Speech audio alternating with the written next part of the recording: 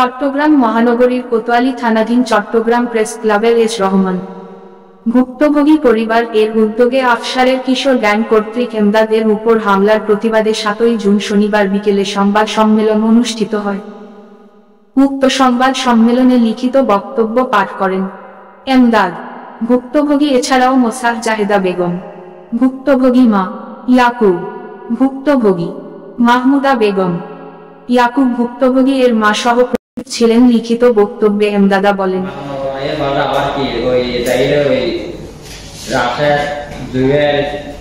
তারা যায় জিএম ফারিয়ে ওয়াল ওয়ার্ডি মারধর করছি। তারপরে আগের সময় আপনার আমার ওই পকেটের টিয়া আছে আর মোবাইল আছে, মোবাইল টিয়া বসে দেখলে যাতে করে মানে আমি কল করেছিলাম 15 দিন মেডিকেল আছে, 15 দিন মেডিকেল পরে আজকে করো থোড়া হাসাম করি না পারেন বেটা পেয়ে আঘাত করছি এই শোয়া পড়ে আর কিছু হাসাম করি না মানে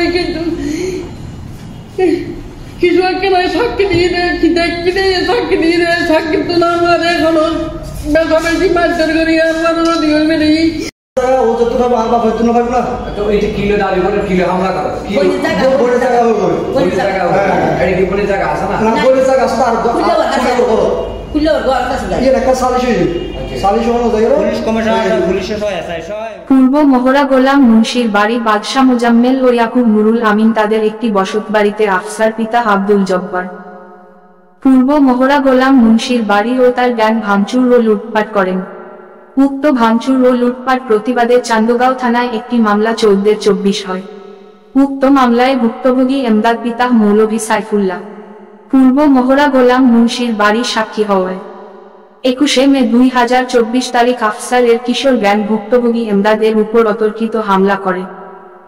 পরবর্তীতে এমদাদ গুরুতর আহত অবস্থায় চট্টগ্রাম মেডিকেল ভর্তি হয়।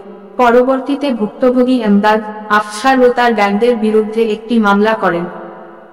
উক্ত ঘটনাটি কাজী মোহাম্মদ নুরুল আমিন মামুন 5 নং চসিক কাউন্সিলর সমঝোতা করতে চাইলে আফসার এবং তার গ্যাং সমঝোতার জন্য কাউন্সিলর এর কাছে উপস্থিত হয় নাই বলে জানান। উক্ত ঘটনায় আফসার ও তার গ্যাংদের দৃষ্টান্তমূলক শাস্তির জন্য সংশ্লিষ্ট আইন শৃঙ্খলা বাহিনীর হস্তক্ষেপ কামনা করেন।